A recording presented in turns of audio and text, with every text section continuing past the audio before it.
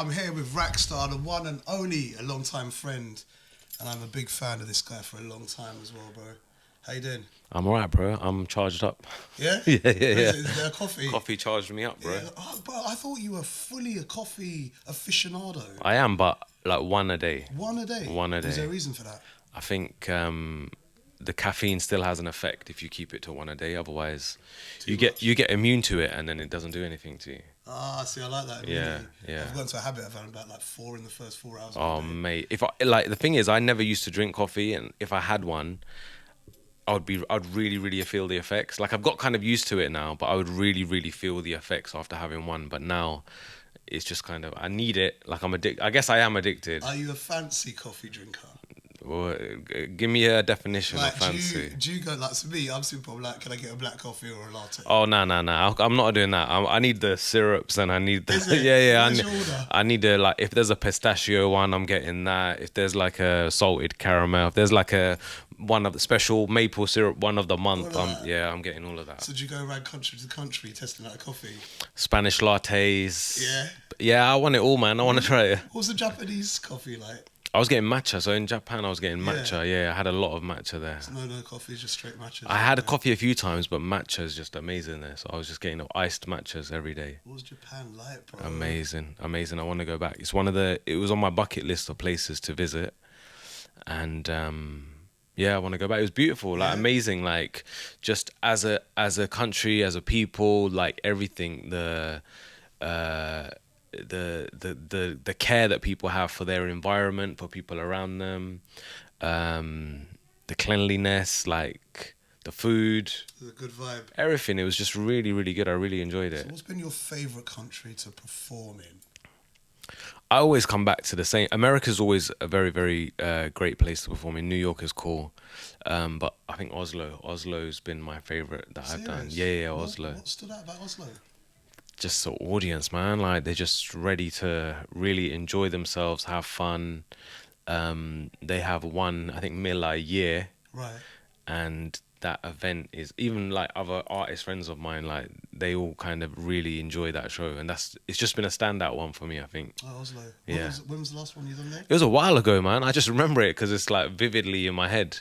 It was. I can't remember now the last time. I think it was 2018 or 19, I think. I can't remember. It was a while ago, but yeah, it sticks out. What's it like going into a gig? Because this is like, obviously I've toured with you a lot, right? What's it like for you when we go to a gig? Because I know you and me, right, for the first half an hour, we're sitting there like, you come to me like, Doni, what's the set? Yeah. Every time. What goes through your mind when you do that? Every show's different, right? So some places people are a bit more chilled out. They're like sitting down. They're just trying to enjoy your performance. Because you've done 2 types of performance. You've got a party rock and a very chilled out ambient acoustic. So it depends. Sometimes you got to do a mix of both. I mean, more so it's just kind of figuring out what the audience, I think the audience will appreciate, or what I think I need to bring for that particular audience. What songs will work with that particular audience? How? Because I know, obviously behind the scenes, there's a lot of things like metrics. Say, for example, you go into Oslo, you can tell what songs are popular in those areas. You can, but I don't do. I should, but I don't do that. Oh, you don't do that. Yeah. So how do you get a feel of it? How do you get a feel of it? Sometimes it's I might get messages from people that I'm direct. Yeah. They'll just say, like, I really want you to perform this, or make sure you perform this song. And mostly it's a song that's popular anyway, so I'll be performing it anyway. Like if someone says to me, can you perform like Journeyman or like Poison or something? I'm like, that's normally on the set anyway. I'm going to be performing that song. Yeah. Poison's one of my favourites, you know that. Yeah, and it has to be like an audience, like a kind of upbeat kind of audience for that, because there's a drop in that song, and if you perform that when you're in a like kind of everyone's just sitting down, you're just going to be jumping up and down. That's powerful. Yeah, I love the what I always love about your performances. So we done Pizza Express, the Jazz Lounge. At Pizza Express, so a few shows, I think about 4 or 5 shows there. Yeah. And that they were very interesting because, again, the audience was a very chilled out, ambient one. How were those shows, those live shows? They're very intimate. It's very dark, so you can't see anyone. Yeah. How was that like? Because it's all good when there's energy, everyone's jumping up, screaming, phones in your face. That's wicked. But you remember those shows because, like, at the end, that's what it ends up happening, right? Because everyone wants to kind of stand up, and then everyone starts. So the upbeat songs kind of come at the end. But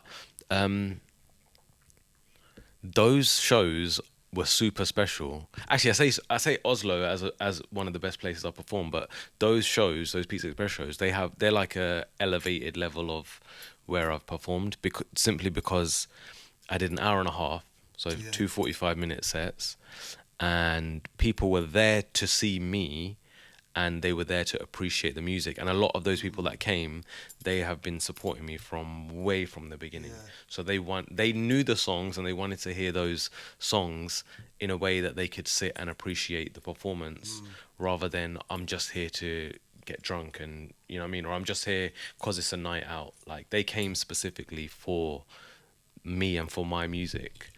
So there was appreciation. Sorry, Johnny, but like, you can feel that as well. Like, when you're on the stage, you can feel that. And plus, you know, me, you, Luke, and Sunit, like, our dynamic on stage it makes me feel super comfortable to be able to perform, and I feel like we have a lot of fun as well. Very exposed. Yeah. I think that's how I felt. Yeah. So bright on the stage. It's it's like a safe space. It feels like a safe space. So even those really personal songs, those really, really personal, dark songs that I probably would never have performed or wanted to perform, because of that environment, I felt safe enough to be able to perform them.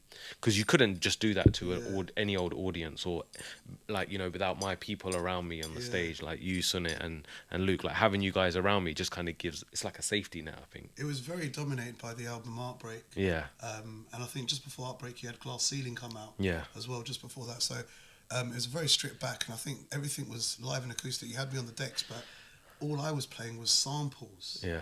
Which was really interesting. So I'm a DJ, but I'm not spinning the track. Like, for me, it's one of the most memorable shows as well.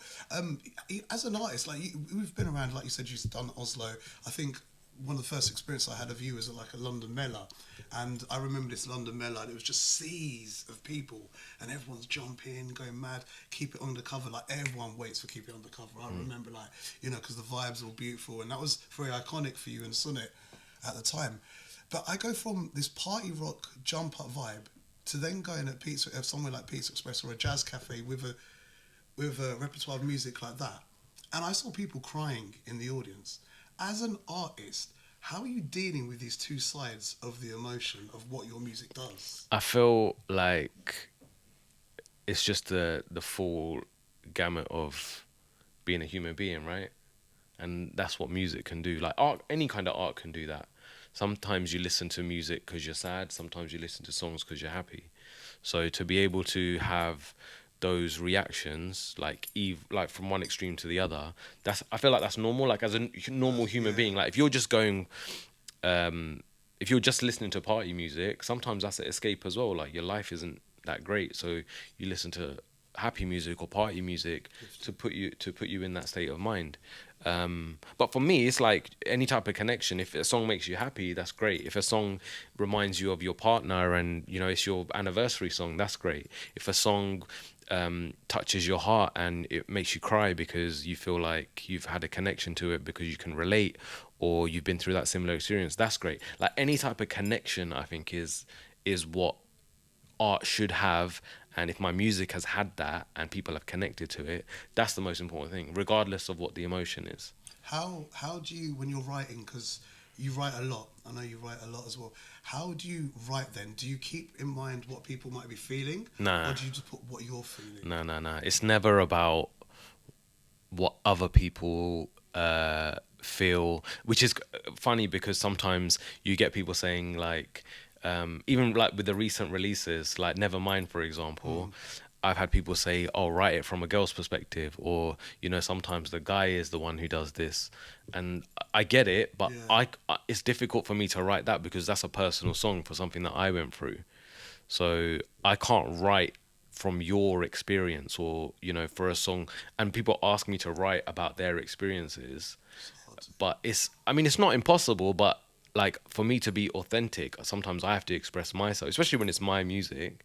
Like, if it's a collaboration, or if it's a song that I've kind of been put into, that, and I can kind of come from a different angle and be like, okay, how would I feel if I went through that? But for me, it's about my experiences and how I feel about a certain situation. That comes first, because it's like a diary entry. I'm like, I've got all this stuff that I'm feeling or that I've been through, and I need to get it out. Yeah. So that's the importance of it to me, the writing process. And then anything else is kind of like a second thought, or it's a happy bonus. If people can relate to it, that's a great thing. If people have been through that thing as well, that's a great thing. But ultimately, it comes from like inside for me. Yeah. I think when I listen to your music, man, everyone always says, and we always have this little joke personally between like Rax needs a cuddle or something. how? Because when you meet you in person, you're actually a very positive, uplifting person. And you've mentioned that the music is you getting that out. Is that the best way that you keep your mentality clean? I guess so. I mean, thinking about it, then I guess so. Yeah. But then I know a lot of people like that. They're really like emotional in their music, or they are a certain way in their music, but in real life they're who, they're like, most people are just normal people, or like you know what I mean, like people, as in like you don't walk like you don't walk around like crying and feeling upset every day. You have ups and downs, and if you're listening to a song of mine when I was going through a down period, I've written that song and I've got it out of my system, and then I'm good now. Like I'm happy. I'm seeing my family. I'm seeing my friends. We're we're enjoying life. Like things are great. Like there is a lot of stuff to be grateful for, but just because just because you've been through something sad, it doesn't mean that's what your whole life is, right? So it is quite. It's interesting to me as well, because you say that, but people assume that about me as well. Yeah. Touch wood. Yeah. I've never seen you sit. I mean, everyone's had hard times. I'm sure you have a lot of retrospective, and you look into yourself a lot as well. But generally, when you're out, the energy is really positive. Yeah. And it's a really uplifting vibe. I know, like when we're us four together, it's beautiful as well. Talk to me about working with Sunit, man, because that relationship, like every rapper and producer has fallen out in their lives, beating each other, lawsuits and whatnot. What's your secret to success, man? I don't know if there's I think like mine and Sunit's relationship started off as like music. Like it started off with music. Like that was what connected us. Sunit emailed me and he was like, I had a website at the time, and he was like, I like your style. And I'd already heard of him because he'd been played on Radio 1 like a week before. And I was like, oh wow. And then I went on his website and he had like sick beats. So we kind of connected through music, but it became more than that. Like we became like really close as just friends. And now it's kind of like a bonus. Like we're friends, like very close friends, and then the bonus is we can make music together as well. So it's become like that. And I think regardless of anything else, like we'll always have that closeness. And I feel the same way that Sunit feels, which is, I think that's kind of why our bond has maintained. Like when he makes music, like I know that I can do something if Sunit produces it. Like he can bring something out of me, and he feels the same way as well. Like when he produces, he's like, Rax can do this justice, or I can hear him on it. So it's kind of like a symbiotic relationship we have, especially when it comes to music. And as friends, like we just get along with each other. Like we get along really, really well. It's hard to say if you make a beat, if you do a tune with someone else, then nah. Does it ever get like, I'd be like, Nah. If anything, it's the opposite. So like Sunit will produce for other people, and I'll be like, this is really good. And you're like, oh, but it'd be better if you're on it. Or I feel like I can hear you on it, or I can do stuff for you. Have you ever said like, yo, why didn't I get that tune, I'll feel like that sometimes, because I think all of Sunit's productions are amazing, but like I can't be on every single production, right? But no, there's never, I don't think there's ever been that. Like Sunit's always like, I'll send him stuff as well that other people have done. He'll be like, that's good, or I'll get his input on stuff and be like, do you think this song sounds good, or what else do you think we can do production wise, or does the production sound okay, does the mix sound okay? So yeah, there's never been that kind of we're not competing with each other. Yeah, right? Supporting. Yeah. Proud of each other. Yeah. Stuff as well. Which is rare as well, like, Yeah, I mean, I don't rap, so I don't know how hard it is. From there, I've tried. But rare, like amongst friends, like for someone to be supportive and honestly supportive, not be like secretly a hater. And I think even with friends, it's really hard. Like my actual friends, none of them care what I do in my life. Like I'm sitting here, I'm like walking around to the studio, I'm like, really think Raxstar. And my mates are like, that's good. Yeah. You know, I'm like, bruv, like, do you know, like, it takes a level to get to this. Like, you know, I don't want to go on to it, but it's you kind of, with everything, it's proved, it's like your time is valuable, right? As a radio station, we're creating more content. I want things, there's general things that I'm interested in, because I've related to you as an artist many a times. I relate to you as a friend separate and as an artist separate. And sometimes I find it hard to put those two people together when I'm in front of you. Yeah. But you know, there's an element of it's amazing, and it's good to have friends around you that support and can do with your music and know the troubles and hardness of getting things done. I need to know, like, so Johnnyman, when you first done Johnnyman, right? So you had to Keep It Undercover, say that was the first most iconic tune with Sunnet. Then Johnnyman came out. The two vibes of those songs, completely different. Who chooses the vibe and which way they're going?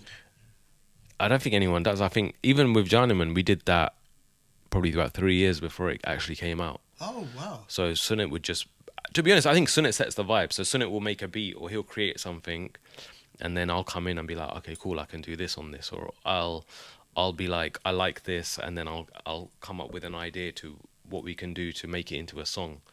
But it's never like a proper thought approach. If anything, more recently it's been like that. So when we did the new project, Not Again, okay, right, yeah, where we've kind of resampled Johnnyman in like 3 or 4 different ways.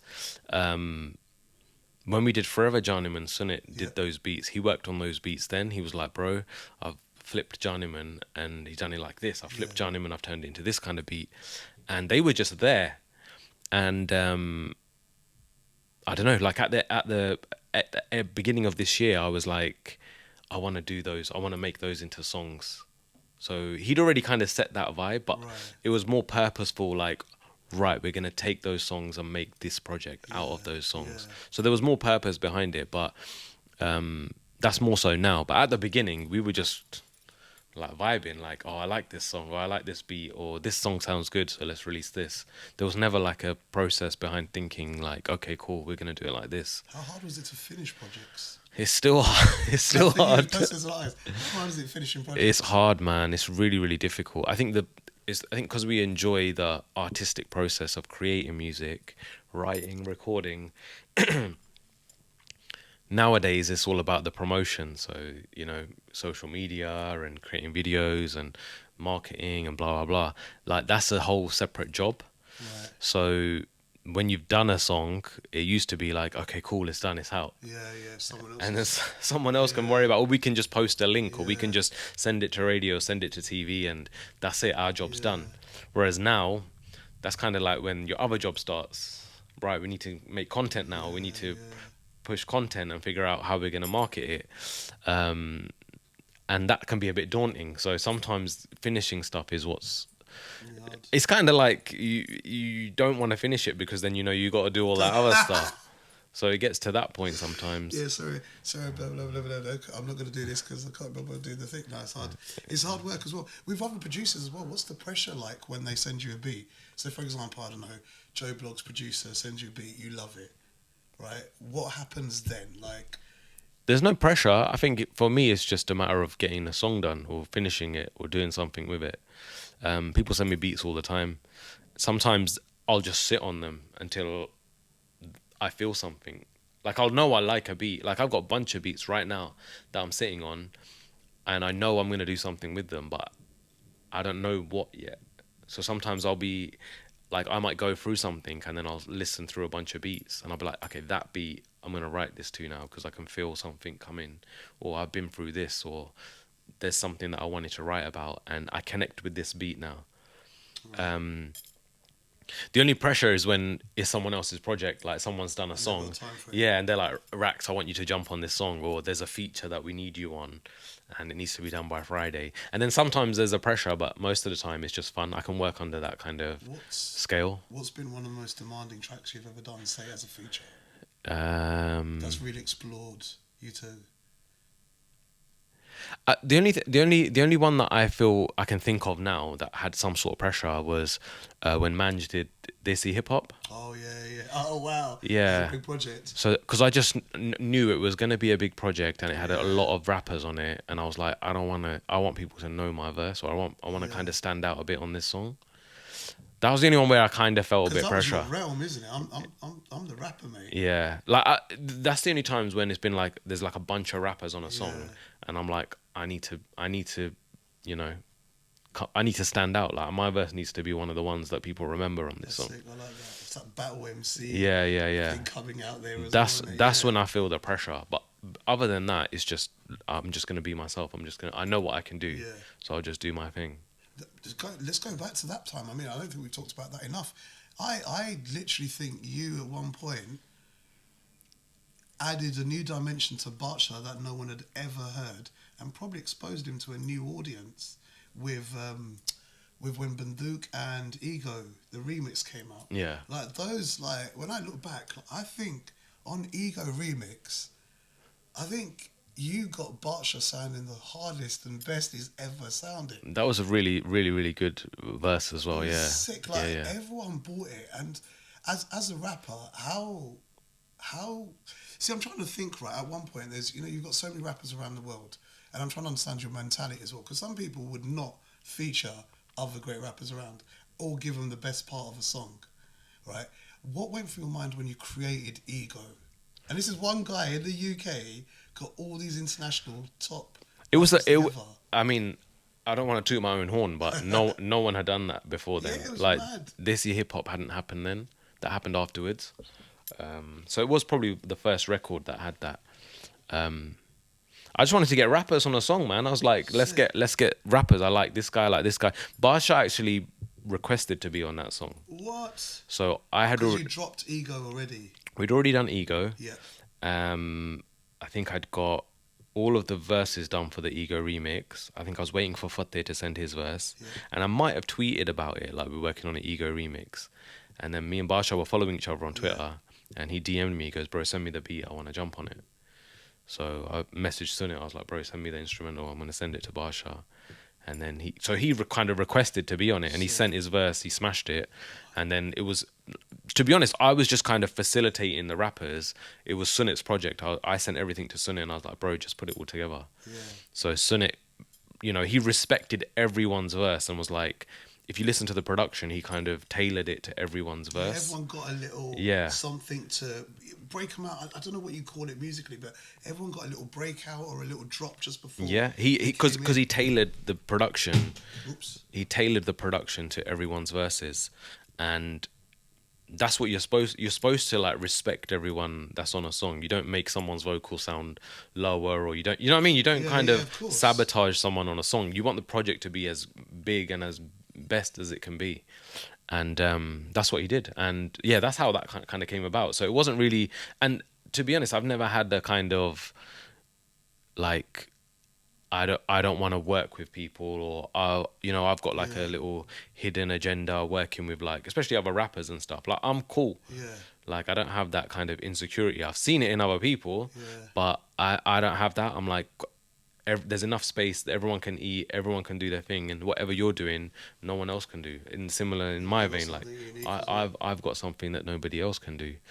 But you know, there's a lot of unfortunately that isn't always reciprocated. There's a lot of people that have that. It's hard. I mean, it's, you know, sometimes we feel like everyone, they're going through the same struggle, they would appreciate it, but you know, it's just they don't have the same learnings and the same people. So it was, I mean, I'm just going back at your career and just thinking about it in my head, all these iconic moments that came through. So the MTV Spoken Word project came after. So Ego. So Ego was first, and then from there, MTV Spoken Word kind of launched. And I can't remember what came first now. I don't know if Bandook came first or This Hip Hop came first. I can't remember. I do know that Bacha, when I met him and we did Bandook, I think Bandook might have came first, because he came to London and we went to see Sunit in Coventry. Right. And Sunit was playing a bunch of beats, and he had the Bandook beat already. So he had it, and I already knew it was a sick beat. So Sunit played a bunch of beats. As soon as he played Bandook, Bacha was like, this is the one. I was like, yeah, I know. So then He gave me the beat, and we drove back to Luton. We went to my studio, and he wrote his verse and I wrote my verse, and we kind of laid it down. It was like an 80-90% kind of done, like his and mine. He might have tweaked a couple of words here and there, and I tweaked mine slightly as well. But yeah, then that was kind of done. And to be honest, I didn't know what it was, so I kind of just gave it to him. In his head, he knew it was for the MTV Spoken Word, and then he told us that, you know, it's for MTV Spoken Word. They're doing this whole series of like rappers collaborating and stuff. And then yeah, went to India, shot the video, and I think he'd just signed at that time his record deal. Okay. So he was talking about it. They were just about to release Abhi To Party Shuru Hui. He hadn't released the single yet. So he was like, we're just about to release it, and so this all kind of yeah, so that kind of came first, and then that happened afterwards, which was cool, man. Like, and then he kind of popped off, and it was really good to kind of be there at that time and kind of get that song out. What was it like going out to India? Like, have you ever worked in India like that before? I only went out for the music video, and it was like I'd never done a music video. It was in Bombay, so like just to do a music video there, like it was a massive warehouse and like 50 people. They were building sets, and you know the camera was on a track. We're used to one guy, like, you know, like shooting guerrilla, shooting guerrilla, or like, you know, just kind of doing like a maybe 4 or 5 4 or 5 person crew. This was like a whole film set. It was actually really cool, and we had a rain machine inside. That scene was sick. Yeah, so it was really cool, man. It was a really, really good experience. And I'd never been to Bombay before. I'd only been to Punjab, more Delhi and Punjab. So it was nice kind of visiting. Was that daunting? Did you go out alone? Yeah, I went by myself. I was only there for like 2 days, literally. I went there, slept the night. Next day we did the shoot, and then I think the night afterwards I flew back. Take it in a stride. Yeah, it was fun, man. No, it was. I mean, I'd done music videos before, so it was just fun for me. It was just like, oh, this is going to be fun. Let's see what happens. I love that. Yeah, that's sick. It's iconic, man. And to think, like, you know, at that time, like I say, I think there's a lot of people that wouldn't even, not say I'd not heard. I mean, Batsho, we worked in zone, but it was just so nice to see that you were so early involved in that as well. And I suppose it shows, like, I do think you're the #1 Asian rapper in the world around as well, and I think that's a crown that you should wear very proudly, bro. Everywhere I go, everyone talks about you. I think I just appreciate that people recognise that the work that I've done, and it, especially in the industry, like I feel like there's a level of respect in the industry. Oh, definitely, yeah. And that's why I kind of have been able to work with people and work with a lot of artists that not everyone's worked with, simply because there's a level of respect for what I do and my artistry. So, I mean, that's more important, I think, than anything else. But yeah, I guess obviously now there's a whole new generation of new artists and new people that have come through and all that kind of stuff, which is amazing. There's always going to be a evolution of artists and people that have come through.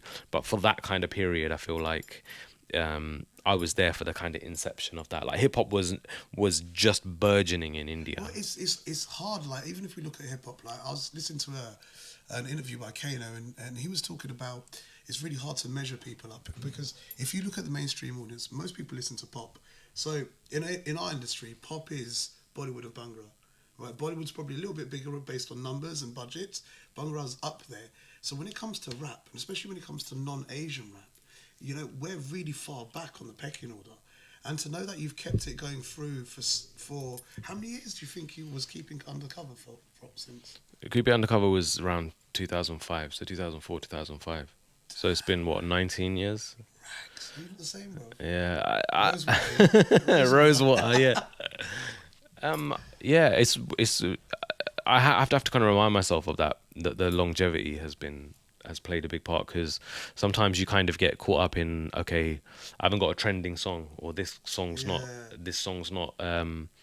as successful as maybe the one that I've done previously. But to maintain longevity in this is very, very, very rare.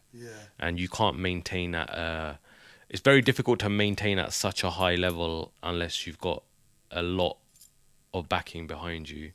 So the fact that as an independent artist, we've still managed to maintain a certain level of, of output, of visibility, of respect is a big thing, I think. No, it's massive. I mean, that's another thing with independence. Like, there was a time we used to, I don't know, was there ever a time that you dreamt of being on a label, or you wanted to be on a label? I think, yeah, definitely. Everyone had that kind of goal, like to get signed, like one day we're going to get signed. I guess in hindsight, it's kind of a good thing because I was able to avoid a lot of pitfalls. I mean, I did projects with labels. Right. I've worked on single deals with labels, or I've worked with labels on certain projects. But the that's a whole different type of stress. Like a label stress is a very, very difficult kind of process, I think, to deal with as an artist. And you are kind of stuck in a system and a machine. But I do also think that that time when I came through, those opportunities weren't really available for what I was doing and for what we were kind of pushing at that time. Slim, Yeah, there wasn't really you. So you didn't have that. That wasn't an option. Like no one was really being signed, and no one was really being pushed in that environment. More, I feel like I had that more so when MTV Base was out and Channel U and all those days. Like damn bro. Like I think just before N-Dubs kind of blew up, like that was kind of like oh man, if a label like signed us, it would be like amazing. But I feel like now. It's a different world now. Yeah, it's different now. Like there's a lot of artists are doing very, very well without having a label behind them. Yeah, I think a lot of younger people that I talk to now, I suppose with them they don't really see the point of labels. I think then it was it legitimized you. Like you're actually good enough to be signed. On a label, Yeah. Whereas like now it's probably not the same. Like it doesn't really matter. If you're on a label or not, people kind of look at other things as a legitimization, which I still disagree with, which is like numbers. And sorry, which is no worries. And I mean, popularity is popularity, but just because something's popular doesn't make it good either. Well, I think this is a very interesting thing. I think a lot of people make music, start off making music because it's a voice to get out, and then we get lost in this world of turning it into a product that needs to be sellable. And I think it really has a different adverse effect. So it's quite interesting to talk to someone who's been current and been releasing currently. Like, I don't think there's been a period you've ever stopped in 19 years. Probably around maybe 2008 or 9 for like a couple of years. We didn't really do much because everything kind of stopped. Like there was no outlets. Like radio wasn't really doing much, and there was no all the music TV channels kind of stopped. They stopped showing like UK music videos, Asian music channels.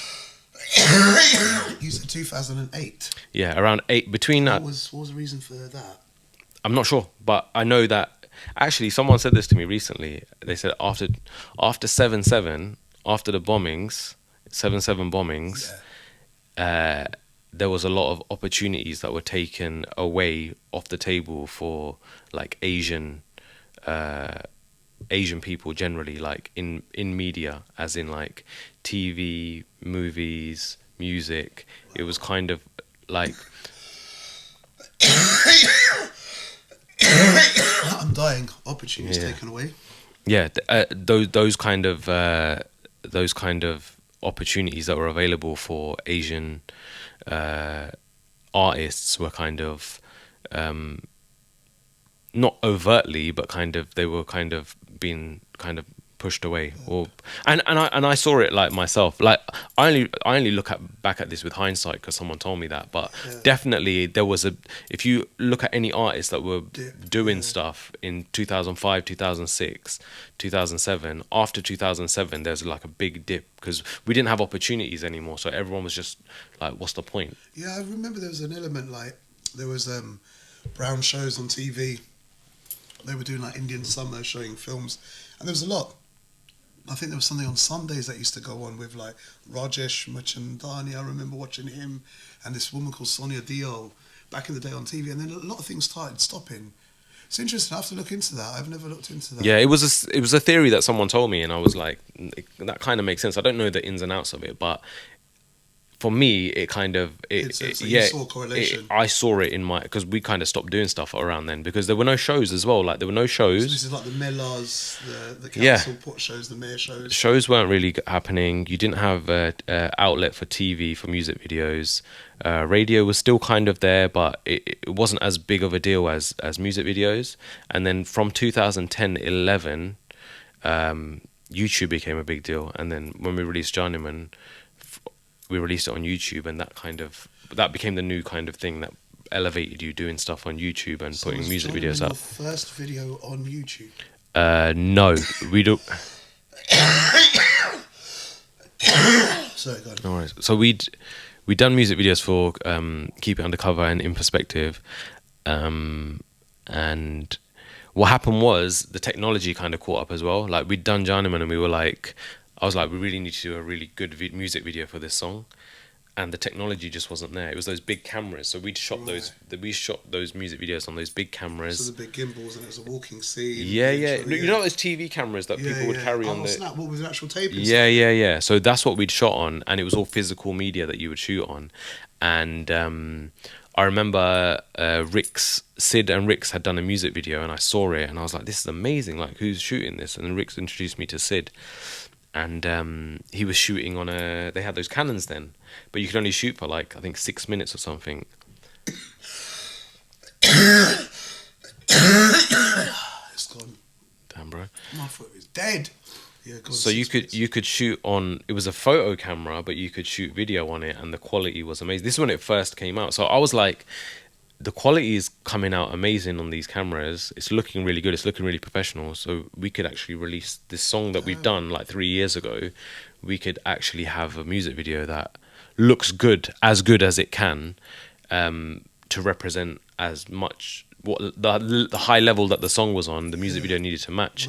Whereas before that, those music videos, they were fine for what they were. They were a product of their time, but they didn't look like something that you would see on like MTV, for example. Yeah. No, but even the look. I mean, like, even the look when you done the video. I mean, the styling in it as well. It looked sharp, and it was an epic move. Was there a conscious decision about trying to make that a big single, Johnnyman? Yeah, man. I anyone that we'd played that song to before, like our close friends or inner circle, they just loved that song instantly. They were like, this song is amazing. And we knew it was a special song. Yeah. So I knew, like, when that song comes out, I remember the week before that song came out, I was like, when this song comes out, things are going to be different. Like, I already know. And I saw the way people treated me before that, where I was kind of on a dip, and after that song came out. Visualizing it. I remember watching the views growing. Yeah, it took us a year to hit 1 million views, and I was like, all of the artists at the time, I remember being really happy because it was the first time like an independent like us, like, had released a song on YouTube and it had hit 1 million views. I think it was the first Asian rap song. Yeah, I believe at some point as well. I'll have to check the facts. I mean, don't quote me on it, but I think it definitely was one, definitely from the UK. Yeah, it was. We sort of get out there. Good times, man. Oh, it was beautiful. It's epic, and we're sitting here. What? How many years later? How many years ago was Johnnyman? 2011. So what? 13 years ago.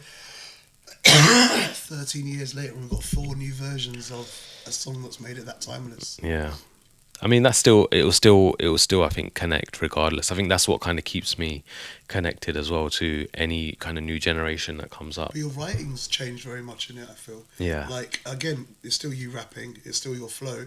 You switched up your flows quite a few, but your messages in each one are quite interesting. Yeah. It's all part of like a big major film. Yeah, I mean, even like when we did Forever Journeyman, which was like 10 years later, yeah, it was kind of us, like we'd grown, like me and Sunit have both grown a lot artistically and as people in 10 years.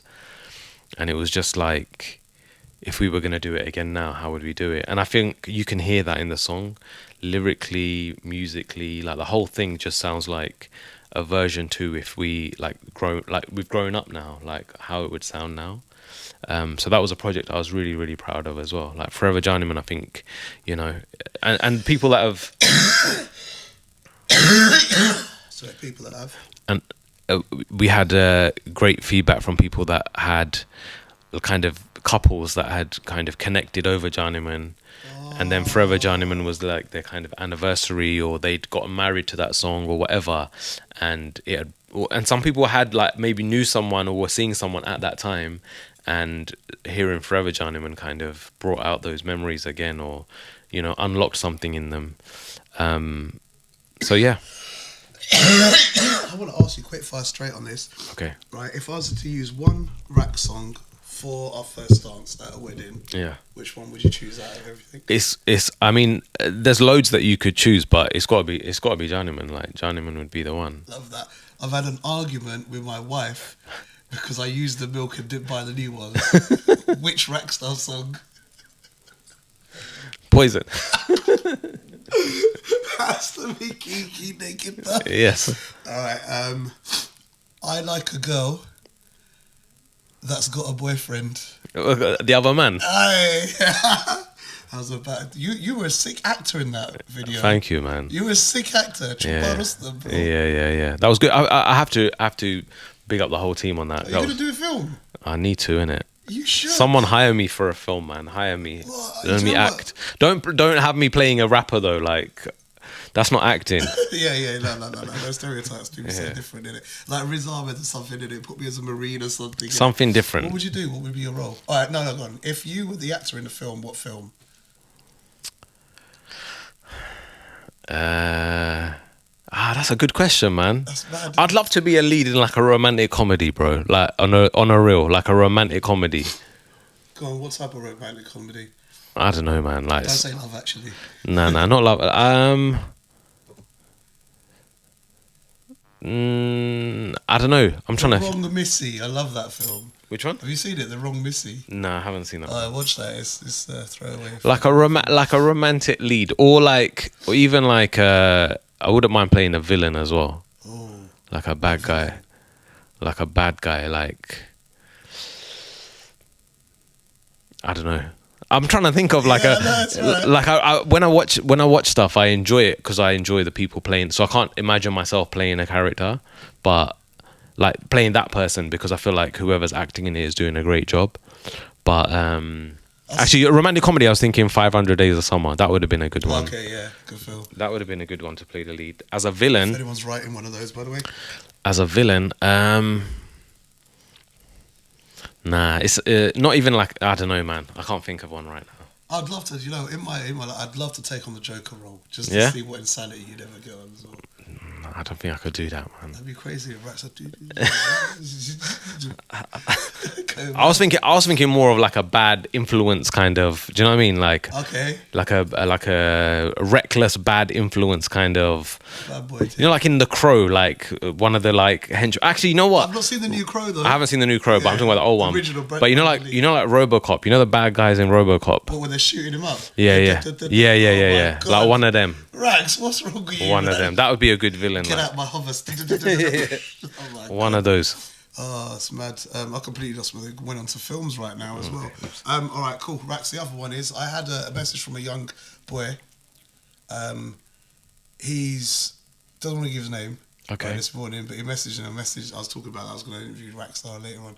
So he's 14 years old. Okay. And he likes a girl, but he's shy of how to approach her. Okay. And what to do, and he doesn't want to come across corny. Okay. So he was asking for the certified lover boy. So the skibbity. How to go, he's 14 Rax. These are the skibbity toilet riz. Them ones. Yeah, give him some moves, man. Give him some moves. I don't know. I'll be honest. Like I was never no Romeo, bro. I was you know what I mean. Especially at that age. So heartbreak songs. Yeah, I was like a shy boy, man. I don't know. I think. Honestly, in this generation, I have no idea. You know what would be, because the problem is, I don't know what the atmosphere is like these days. In like classrooms and like in school. Because in my day, if you did something and it didn't work out, you are done. Like everyone's gonna cook you after that. That's done.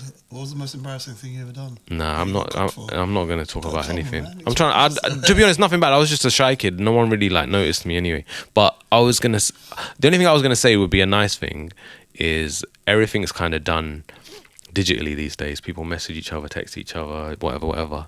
Like maybe write a note. Like writing a note would be a good thing. Yeah. Yeah. And the other thing I would say to anyone, like especially guys, is. Well, two things I would say. One is never come on too strong. Okay. Like always keep it very, very calm and casual. Whatever it is, always keep it very, very calm and casual. And like you're building a friendship. Like first thing, like it's always good to be a friend. That's why I've been going wrong all my life. Yeah. Please, would you message me back? I mean, especially at that age, I think like you that's where you know what I mean, because what do you actually you don't really know much about relationships. It's a kind of learning process. And the other thing is, if someone says they're not interested in you, accept that. Oh, damn. Just accept it. Yeah, don't let it. Yeah, there's no, like, these films where guys are constantly persistent and breaking down and constantly, like, it doesn't work in real life. Like, if someone says no, or is like, I'm not interested, or any type of hint of that, just let it be and let them carry on and just handle your stuff. I suppose at that age, it's just about being acknowledged that you exist, isn't it? You just, I remember just a smile used to keep me going, man. Yeah. Once I was on the bus and some girl must have looked at me and just done this with her hair up. I was like, that's a generation. But now look. Now it's this.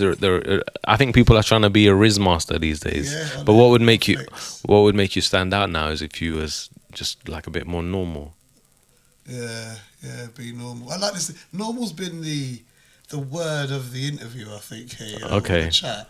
Normal. It's weird because my mate recently said to me, he goes, we're exposed to so much that we need to really embrace normality to get back to our base. So it's just mad that you've been dropping that.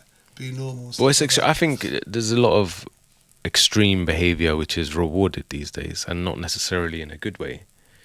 Like the world that we live in online, like what gets reactions is things in the extreme. Yeah. So yeah, I just feel like that, and that's not sustainable. It's not healthy. Like any of that is just not good.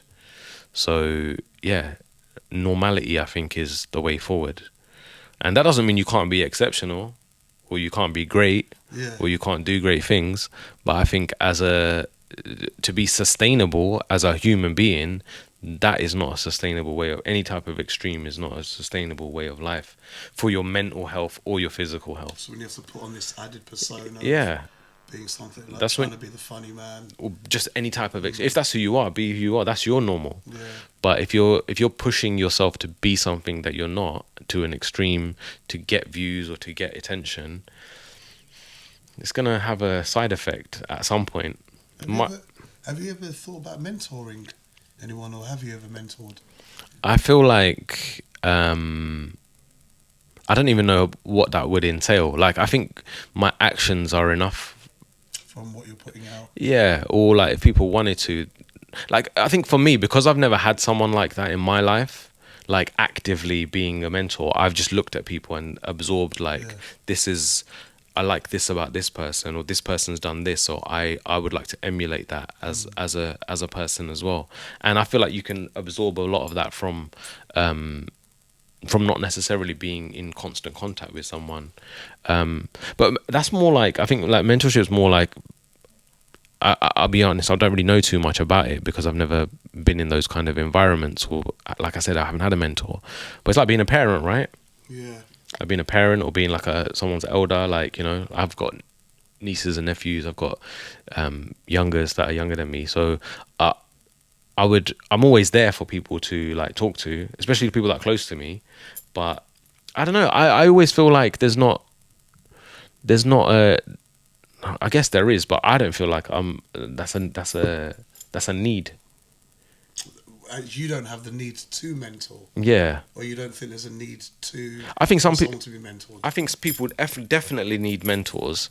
Some people definitely do. Strong role models sometimes. Yeah, but like you said, it could be parents. Yeah, I guess it's not something that I've thought about doing. But you know what? I kind of like, I'm a little bit averse to it because it's a big responsibility. That's the only thing. You don't want to give bad. And I'm not, like, people aren't perfect. Like, I'm not a perfect human being. So I guess a part of me would feel like I'm not a role model. Like, regardless of it, because you're in the public eye, you are. Yeah. But yeah, I guess that's why I would be kind of averse to it. It's interesting. You listen to a lot of podcasts? Yeah. Yourself? You had your own podcast as well, the Hunji Hello. Yeah. Hello Hunji. Hunji Hello podcast. Hunji Hello podcast. How was that? That was. I feel like that was a result of lockdown. Yeah. Like, there was a lot going on during lockdown. Music was kind of difficult to do at that time. There wasn't really much going on with music, but it was difficult to be creative in that way. Right.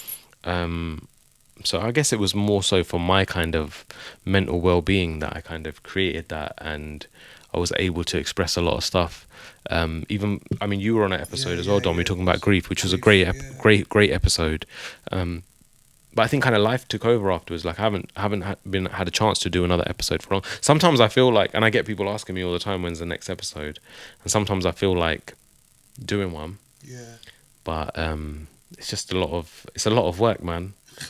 Podcasting is a lot of work. Like even the setup you've got here, like, do you know what I mean? Like stress, isn't it? It's a lot of work. Stress, man. And when you're doing it by yourself and sitting in a room and you're just talking, like sometimes I feel like what am I doing? Like you know what I mean? You can make yourself go crazy as well like that. Yeah, it's true. It's really mad as well. But I also get this vibe from you. I feel like you're more of a learner.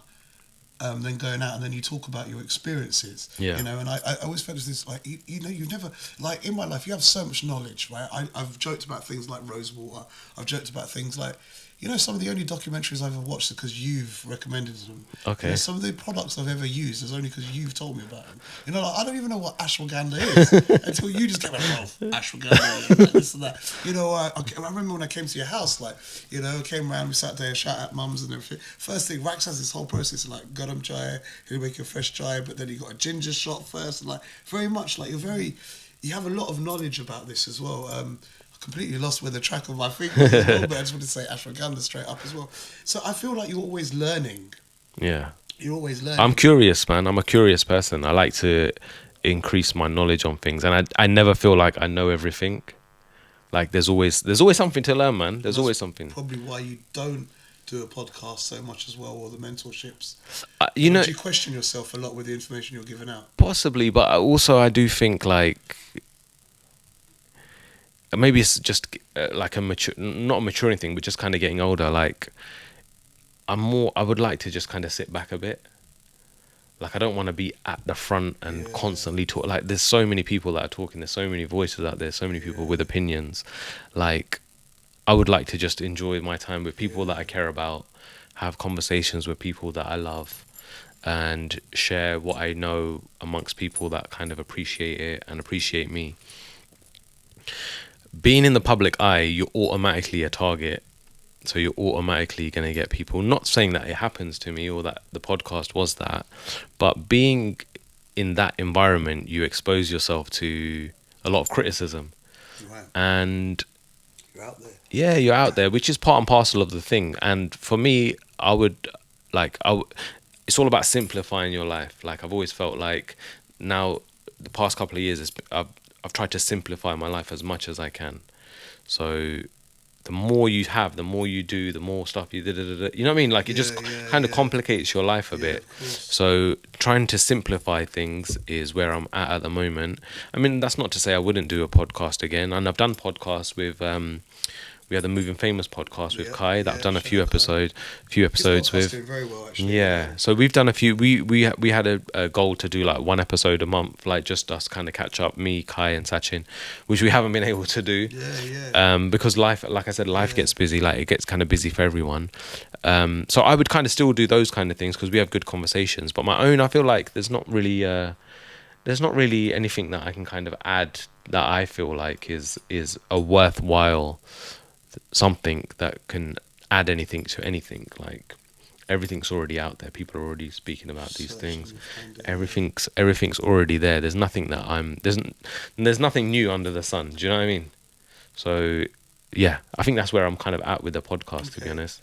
Interesting, yeah. I suppose it's just fame games that we end up moving famous. Come on, shout out everyone. Rax, I need to ask you about this thing. So you mentioned earlier on there's 4 versions of Johnny Man. Right, not including the first version. So there's the original, then 4 new versions. Yeah. So we've had Forever Johnny Man. Yep. Right. We've got Nevermind. Yeah.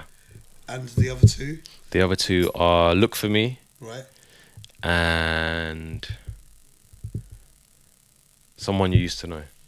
Right. And that's the 4 projects. And each one, did you have a different story plan for each one? So with the new project, so Nevermind, Look For Me, and Someone You Used to Know, they were part of this project called Not Again. Right. And the point was to not call them Journeyman, not even mention Journeyman, and just make those songs as songs that happen to have Journeyman in there. Right. Yeah. It wasn't supposed to be Journeyman Part 4, Part 5, Because that story is there. That story is Journeyman and Forever Journeyman. That's the story. You meet a girl, you want to get with her, you're wondering if it's going to work out. 10 years later, Forever Journeyman, it worked out. That's the story there. Yeah. This other part is like an addendum, and it's like, okay, we've taken... That's an addendum. So it's kind of like taken what we had and kind of flipped it and turned it into something. It's more of a creative kind of process. Yeah. We've turned it into something completely different. So... yeah, it's kind of like I don't know if you've seen what people say, like member berries. Have you heard that phrase? No, so when people watch films, for example, like imagine you're watching like Avengers or something, and then someone says something like Iron Man just pops out or Hulk just pops out. It's like, oh yeah, I remember. Or you know, like there's the new Beetlejuice film out. Yeah. So he might say the new Alien film. Right. He says, you seen it? Yeah. Oh, so they'll do stuff that references the Alien or Aliens films, right, yeah, of course. And it's like they're called member berries. Right. So they kind of trigger you. Oh, I remember that. Yeah. Or I remember that. That's from the original film. Yeah. So that's kind of what these songs are. They're like member berries. They're like they've got samples of Journeyman in it. We flipped the melody. Right. We've added the chorus but changed it slightly. They're kind of like, oh, I know that song. Yeah. But they're completely different stories. Okay. So that was kind of the thought process behind it. It's kind of like a nostalgia kind of thing it was. Nice. And what more have you come to? This was the EP you dropped out now. Yeah. Right. Is there an album on the way? Are you taking a break for a little bit? Album, me and Sunit have been talking about it for a little while. I'm not sure yet. I think there's going to be a couple of singles that I've still got. There's a bunch of collaborations that I've got that are probably going to be singles for now. Right. Maybe an album next year. I feel like with my albums, they're proper projects. Like I don't like to just do a bunch of songs and group them together and say it's an album. Like everything's there's been a thought process behind it. Glass Ceiling, Artbreak, Content, like all of them have had like some sort of thought process that goes on behind them. Yeah. Not Again is a 4-track EP. Again, there's been a thought process why those 4 songs. Sad Boy Hours as well. Sad Boy Hours again. Like there's a theme through the whole songs. Right. So if I'm gonna group songs together, I'm gonna create it as a whole project. Like an album is a whole project. It's not a bunch of songs you just string together. Okay, so what do you do then? Do you take out time and do the whole album at once? Sometimes it's like I want the album to be this, and then I'll be like, I've got this song. I know how this song connects, and we can have a story going from beginning to end in this album. All the albums, if you listen to them from beginning to end, there's a story. But I need to have the theme. So Content, the theme of the album was what's content? Is it content? Is it art? Content, what is so content? Yeah. So that was the kind of the theme of the album. Like different songs had different meanings relating to that. So I need to know what is the next idea? Like what is the next theme for the next album? I had an idea for an album called Ambivert. Okay. So Which means ambivert is like someone who's not an introvert or an extrovert. So it depends on where they are. So they can be introvert in certain environments and they can be extrovert in other environments, depending on their situation. So the album idea was ambivert. So some songs would be very introspective and some songs would be kind of like more upbeat and kind of extroverted songs. Nice. But I didn't really get far with that, and then I kind of like dropped that as a concept. So it's not happening. No, I don't think that's gonna happen. I thought we had it here first. Nah. That was a project that didn't work, but I feel like I want to kind of decide what my theme is of the album. Okay, so in the process before I kind of work on it. So what do you do in between? Singles. Yeah, singles. Keep them I'll going. work on songs, collaborations, and if I'm excited about the song, we'll release it. So Rax, my next door neighbours, Chachas Barossi, has made a beat. How can they get you on it? There's an email address in my bio. You can send that to that and take it from there. But on a real level, if there is a young producer or a young artist that, you know, may want some advice, I know it's hard to reply to every single person, but if there's someone that does want to submit you music or potentially give you a project or go, because one of my projects I'm working with a hip hop academy, and I've met a lot of young MCs, and their biggest thing is either direction or getting on with people, or what's happened is I know this young G-Man guy, for example, from Southampton. every day he messaged me. He's like, my dream is to have a single with Rax. I think he's hit you up a few times and stuff. And like, he's like, my dream is to. He's not making music at the moment because he's like got married and stuff as well. But I remember as a young kid when I first met him, he was like 15. He came to some event that we done with Humble the Poet, and the first thing he said to me, my dream is to one day be in a thing with Rax. Wow. So, and you know, and I just thought to myself, as a young person that is looking to do these kind of things or get to where they want, and it doesn't have to be you, right? But what advice could you give them to be getting towards it? I honestly feel like the biggest focus that you can do is on your craft. So there's been people that I've worked with that I've met, and they're like, "Oh, I'm just starting out," or I'm doing this, or I'm doing this, and then I see them doing it. Like they're doing good. Their song's doing well. They've produced this, or they've worked with this person, and I'm like, right, that person is serious. That person's doing their thing, and it kind of inspires me. Like, cool. I like that energy. Like Ezu, for example. Wow. Ezu, so young, so Ezu used to submit us beats, and he used to send beat packs, and I used to listen to the beats and. Like, packs. Yeah. So he'd so send not just one beat. No, it'd be like two, and that's another amazing thing. Right. So if you're sending me one beat, okay, that's fine. But I might not like that beat. Yeah. I've had people say, "Bro, I've got the perfect beat for you," but I might not. That person at the back of the pile. Then not necessarily. It might just be like I'm not really vibing with that beat. Like I don't really like that beat, or I'm not feeling it. You send me 20 beats. Humble told me this. Humble goes, if someone says to me they want a beat, I say to them, send me 20 beats, because it kind of shows you that they're serious about their stuff there as well. Yeah. Like they haven't put all their eggs on this one little beat that they've created. They've done a lot of work because they're serious about more serious about their craft.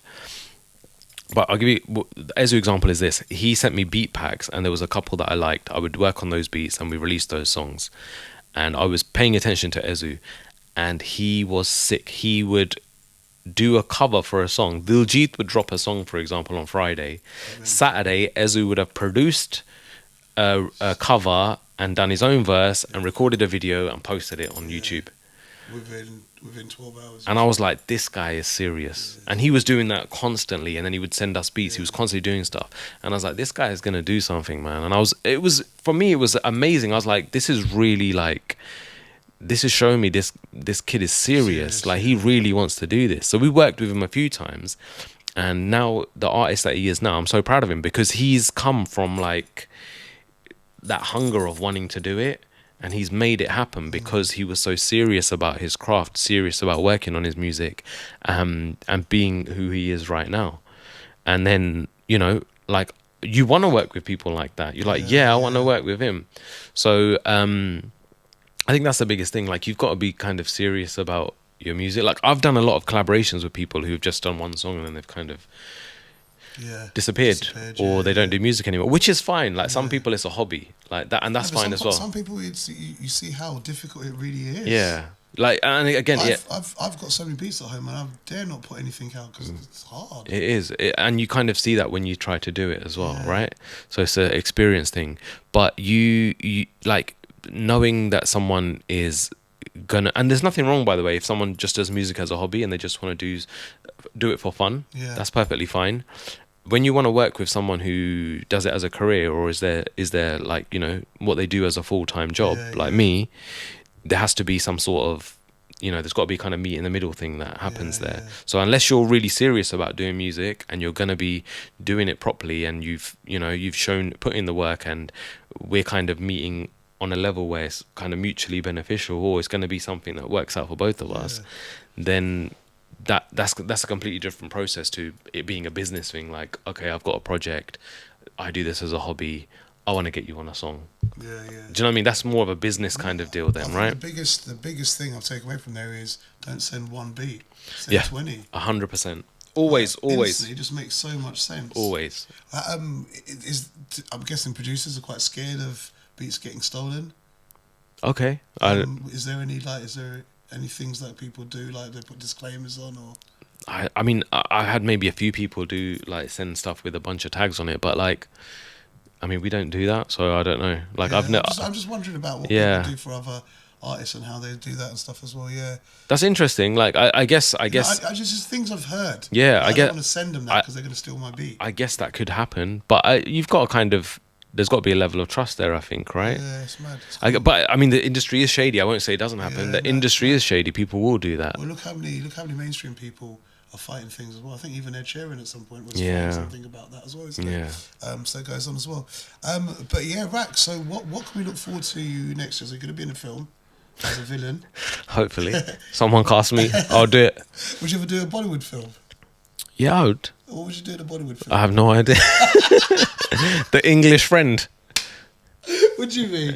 It would be interesting. I think it would depend on the character and the, you know what I mean, like what the vision of you like Ranveer Singh, chest out. Nah. It would be nothing like that. I you know what I'm really like I don't want to do is, you know, like being something which has a controversial message or something that has bad representation of people. Like hating on a different country. Hating anything like that. I'm done with all these patriotic. Yeah, like I really don't want to be involved in any of that, because I feel like the message that you're being part of something that puts a message out there, which is not something that I kind of agree with. Yeah. That would only be my issue with something like that. Well. Yeah.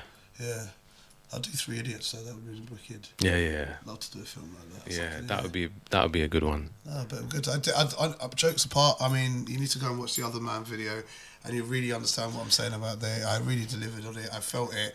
You know, I'm one of these guys. If there's another guy that's on the go, I'm like, forget that girl, I don't care. But this guy fully had me feeling. That was a young me. That was a young me. I wouldn't do that anymore. if she got man, no. Yeah, now I don't recommend. Do not recommend. All right, so if I wanted to choose one of your songs to tell a girl how I feel about her, as in like pure. Yeah. What song? Have I got any? Forever Journeyman would be the one, I think. Is that the only one? I'm trying to think. There's probably more. I've forgotten songs, bro. I feel like I've forgotten songs.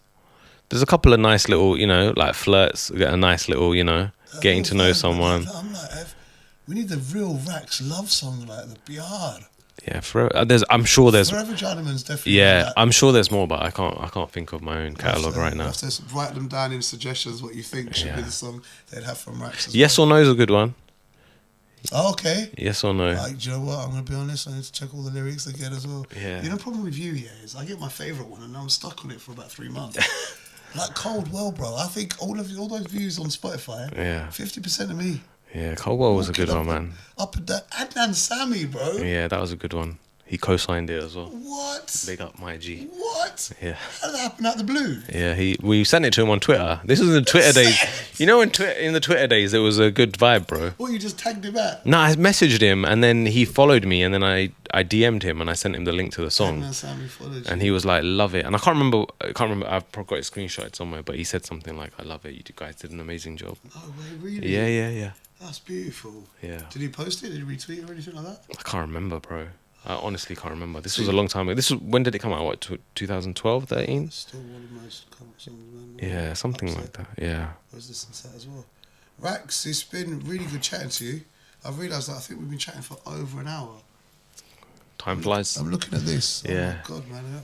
I could chat to you for ages about life and stuff, man. Podcast. Should do podcast. This is what happens, isn't it? When you start jamming out, you're like, yeah, maybe all our conversations should be. I think we should do one with just conversations in the car, unfiltered. That'd be good. Mad out there, and then everyone will cancel us after they hear what we actually talk about. Are you ever gonna battle rap ever again? Nah, that's done, man. No more bourbon ciphers. Nah. No.